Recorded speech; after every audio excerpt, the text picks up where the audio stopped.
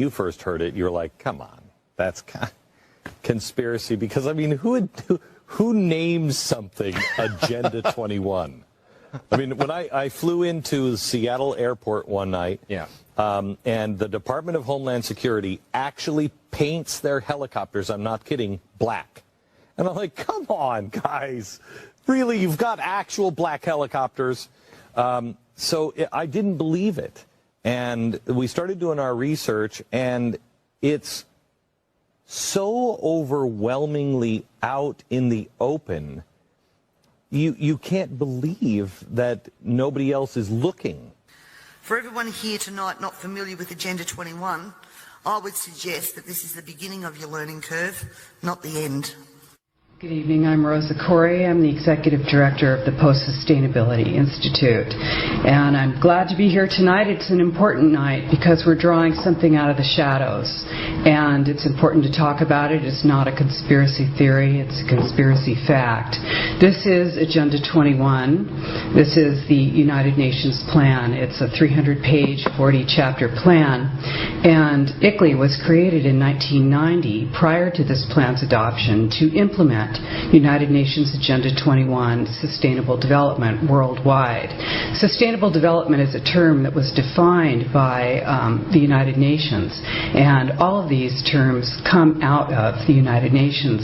Smart growth is part of the United Nations Agenda 21. Your general plan elements are designed in accordance with United Nations Agenda 21 principles. The plan restricts your choices, it limits your ability to govern yourself, and it takes away your freedom. This seems like a rhetorical statement, but it really is not. This is actually what this plan does. And using the cover of environmental concern, our private property rights and our civil rights have been diminished, and they will continue to be so unless we call a halt to it. ICLEI is the International Council for Local Environmental Initiatives, but it changed its name so that you wouldn't know that it's international. It seems like all of these things seem like they sound so good. Sustainable development, green, vibrant, walkable, bikeable. You know, how could you be against that? But really, when you know about this plan, it is really very serious. Did you know that there's regional plans all across the nation right now that are being rolled out that are all exactly the same? They're all in alignment with the principles of UN Agenda 21. And ICLEI is their agent. An NGO is an affiliate of the United Nations. That's what that means. They're not part of this government. They're outside, coming from outside of our nation. And they don't have the best interests of Americans at heart. What they're going for is 11 regions in North America, not states, not our 50 states, 11 regions. They will be appointing people to do the planning and the running and the operation of those regions through the United Nations. The International Council of Local Environment is an oxymoron to me. What does the International Council have to do with our local environment? On the ICLEI website, it says 200 local governments from 43 countries convened at our inaugural conference, the World Congress of Local Governments for Sustainable Future at the United Nations in New York. I think there's a connection. Wouldn't you agree, Mr. Mora? I am patently against ICLEI and Agenda 21, and I urge the city, as a resident, to withdraw your membership. That's not to say give up your green programs. That's not to say give up striving to have a better environment. But disconnect from this organization. It is not good. This isn't about green. Green is just the guise. Green is just the guise until we open our eyes and realize that control is how the people that you're working for really roll. Here is the Local Agenda Planning Guide, ICLEI. Local Agenda Planning Guide, ICLEI. If you open this up, it's from Maurice Strong. It talks about the United Nations. It talks about Agenda 21. This is it. You cannot deny that they are not connected. Neither the United States Congress nor the American people have voted for Agenda 21's implementation. They are there to indoctrinate people on the local level and bring it up through the state until it's a reality. And these people are all here tonight because they sense the same jeopardy. I hope that you understand this is bigger than all your tree questions and your trash proposal or anything else. Former President of the United States, George Bush Sr. said, effective execution of Agenda 21 will require a profound reorientation of human society, unlike anything the world has ever experienced. A major shift in the priorities of both governments and individuals, and an unprecedented redeployment of human and financial resources. Dixie Ray, former Washington State Governor and Assistant Secretary for Oceans and International Environmental and Scientific Affairs, stated, Agenda 21 seeks to establish a mechanism for transferring the wealth from citizens to the third world. Fear of environmental crisis would be used to create a world government and UN central direction. This segment of our society, who fear one world government and UN invasion, through which our individual freedoms will be stripped away, would actively work to defeat any elected official who joined the conspiracy by undertaking Agenda 21. So we will call our process something else. We will call it comprehensive planning or growth management or smart growth. We ended up with sustainable development. Sustainable development has become the popularized expression for Agenda 21. Agenda 21 is the 1992 United Nations Rio Declaration on the Environment and Development. It is the agenda for the 21st century you're living in today. For a brave new world where everything that you cherished and held true will no longer exist. Agenda 21 defines itself as the comprehensive plan of action to be taken globally, nationally, and locally by organizations of the United Nations systems. It also elevates nature above man. And it contains something called the precautionary principle, where basically you're guilty until you're proven innocent. Sustainable development is the philosophy designed to bring human beings across the globe under the full control of a narrow human elite. It's a 40-chapter document to basically control the world. It's based entirely on socialist control mechanisms. Sustainable developers have designed a global movement coordinated through a global to local action plan to create world government in accordance with certain objectives. The focus of sustainable development is the abolition of private property, societal undermining of the family, and abandonment of the constitutional protection of unalienable rights as described in the Declaration of Independence. You see, I sat on the Santa Cruz Agenda 21 committees.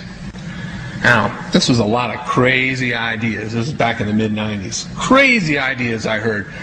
Mother Earth's surface wasn't to be scratched. Human beings were to be concentrated into human settlement zones. Educational systems were to focus on the environment as the central organizing principle. All aspects of life were covered. Well, I went to these committees at the request of some people who told me that I needed to understand what was going on, and I came back and I said, this is craziness. This is so silly. It has no chance of having any effect on our society. Well, I was wrong. The United States government's support for sustainable development, Agenda 21, is very clear. In 1992, while the Rio Conference was going on, George Bush, then president, was there where he executed the Agenda 21 protocols on behalf of the United States and brought it back to Washington, D.C. Within a year, Bill Clinton, by executive order, no congressional review, established the President's Council for Sustainable Development. In Santa Cruz, we've got a 2-lane freeway system. We need 4, but what we're getting is hundreds of millions of dollars of federal money to take a dilapidated rail line that Southern Pacific wants to put in the hands of somebody else so that a commuter line can be built along the railroad track. That'll be followed by 14-story buildings where people will live and stack them and pack them units, where developers or so-called sustainable developers will build these high rises with federal dollars. It's a partnership between selected developers building this new world order and the government using the American taxpayer dollars in order to do it. This is a map of the Wildlands Project. To explain the map, the red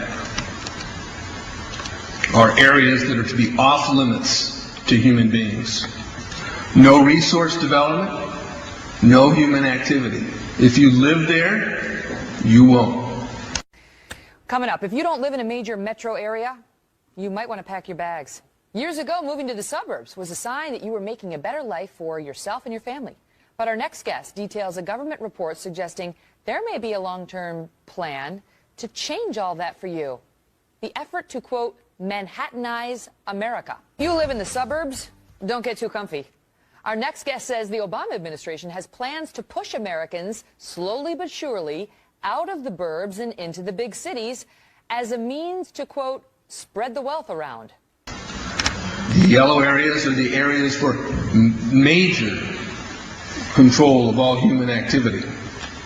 If you live there, you won't. The black areas, the black dots, are the smart growth zones. That's where human beings are to be stacked and packed in small living units along rail tracks.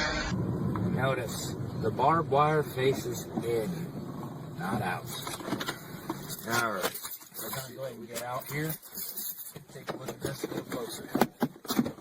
Stick with me. Okay.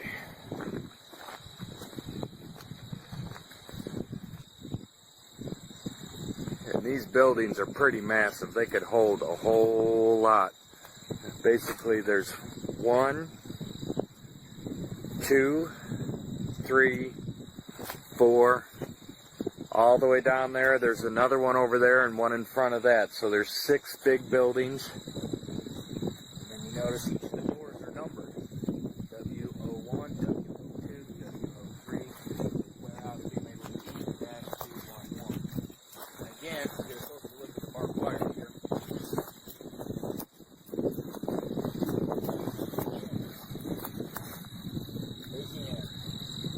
You can see the railroad tracks that go on the sides of all the buildings. And it's pretty much been covered by a lot of people. You see the sign out there, hopefully, that says Homeland Security for the T. Don Hutto Residential Center. And so there it is. It's been designated as a FEMA camp in time of civil unrest or declared emergency.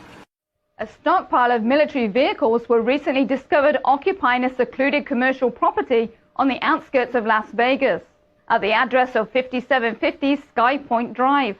It doesn't seem as if the Humvees and other military-grade vehicles are for sale, even though they are stationed at a former car dealership that has been stripped of its business logo and signs. It would appear as if the equipment is deliberately being hidden from the public on this secluded property surrounded by barbed wire fences. The front of the building, which can be seen while driving north on Interstate 95 while departing from Vegas, is littered with pedestrian vehicles. After closer investigation, it was clear that the former United Dodge dealership is some sort of military station, judging from the soldiers on the property all dressed and outfitted in army fatigues. However, there is no clear indication or signage posted certifying that it is a United States military base. One 18-year-old boy named Jonathan, who lives in the area, proclaimed the military has been there for 6 months now. His friends added, "We think it's a secret undercover operation or military base." Charlotte Iserby, I owe you an apology. I did not believe for the longest time it was a deliberate dumbing down. I thought the dumbing down was a natural consequence of a bad idea. Folks, it's deliberate. It's deliberate. The sustainable globalist goal is the orchestration of a planned fall of American principles, values, and lifestyles. The effect on the average American will be devastating. With modernizing technology, the ordinary person will live without independence, privacy, or substantive rights. This government has been working overtime to take away our rights to common law through many pieces of legislation. Common law is what guarantees us an ability to correct injustices. This coming year, I promise you, you will also hear debate over a number of pieces of legislation that will further erode our common law rights.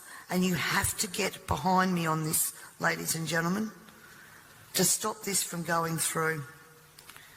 As Agenda 21 became more and more apparent to me, I began using the line in Parliament that government was now declaring war on its own citizens. And that goes back as far as 2008. This, of course, led me to being labelled a conspiracy theorist. But here we are now, openly talking about Agenda 21 and the ramifications we will see in a short period of time if this is not stopped in its tracks. The environmental crisis will be the international disaster that will unlock